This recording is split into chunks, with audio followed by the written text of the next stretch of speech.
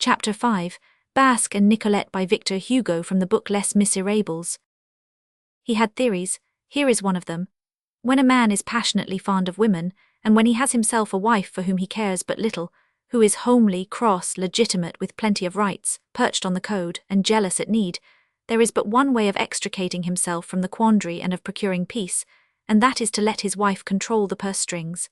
This abdication sets him free. Then his wife busies herself, grows passionately fond of handling coin, gets her fingers covered with verdigris in the process, undertakes the education of half-share tenants and the training of farmers, convokes lawyers, presides over notaries, harangues scriveners, visits limbs of the law, follows lawsuits, draws up leases, dictates contracts, feels herself the sovereign, sells, buys, regulates, promises and compromises, binds fast and annuls, yields, concedes and retrocedes, arranges, disarranges, hoards, lavishes.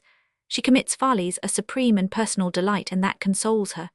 While her husband disdains her, she has the satisfaction of ruining her husband. This theory Gillenormand had himself applied, and it had become his history.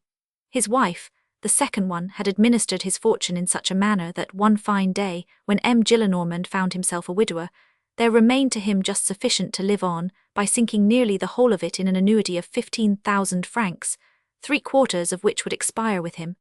He had not hesitated on this point, not being anxious to leave a property behind him. Besides, he had noticed that patrimonies are subject to adventures, and for instance become national property.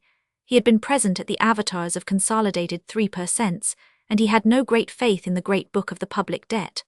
All that's the Rue Quincampoix, he said. His house in the Rue des Filles du Calvaire belonged to him, as we have already stated. He had 2 servants, a male and a female. When a servant entered his establishment, Gillenormand rebaptized him. He bestowed on the men the name of their province, Nîmois, Comtois, Poitevin, Picard.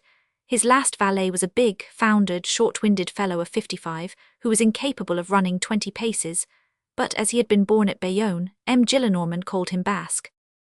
All the female servants in his house were called Nicolette, even the Magnan, of whom we shall hear more farther on. One day a haughty cook, a cordon bleu of the lofty race of porters, presented herself.